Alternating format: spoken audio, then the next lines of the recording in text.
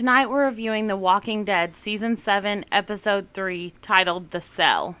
In this episode, really nothing happened, really. It was more or less just Daryl and how he's dealing with killing Glenn, and also how Dwight is dealing with having to more or less be his babysitter and try to break him down like it's Guantanamo Bay or whatever, with the fucking music continuing. That was irritating me after a while.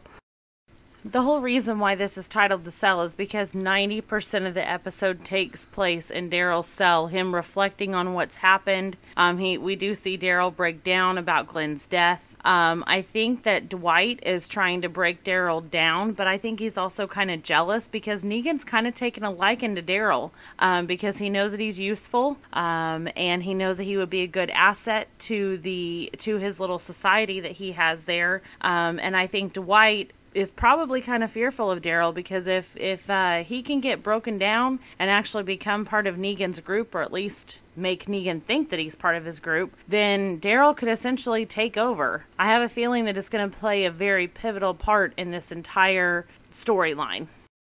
It's possible that he is actually just trying to make an ally, which is weird and fucked up, because throughout the entire episode, Dwight is really being conflicted with his role in this whole fucked up society. So, and that's like I said, it really honestly, seriously wasn't in a story building. It was more or less just kind of showing, almost a down episode where basically they're just dealing with what has happened in the last episode. This is basically really kind of what this one was sitting at, but this was pretty messed up. He was eating fucking dog food 90% of the time, and Dwight's here eating, really real food that he has stolen from all the other slaves.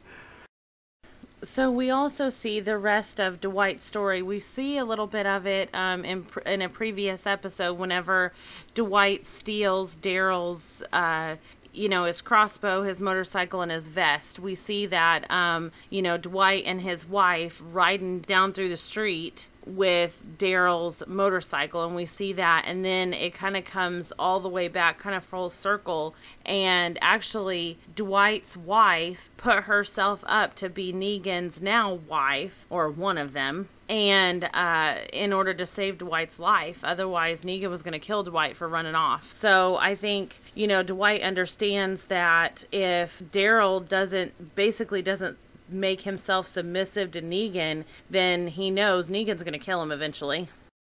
Yep, it just basically shows another fucked up part of the society. I'm going to jump down to my final thoughts. This was a nice episode. It really honestly shows that Daryl is still basically reeling over what this has happened. We honestly don't know the exact time frame of where and how long it's actually been. So the way this episode was happening, it was acting like he's been in this cell for weeks. My final thoughts on this episode, again, it did come full circle with us with Dwight. Gave a little bit more of Dwight's backstory and what he's thinking.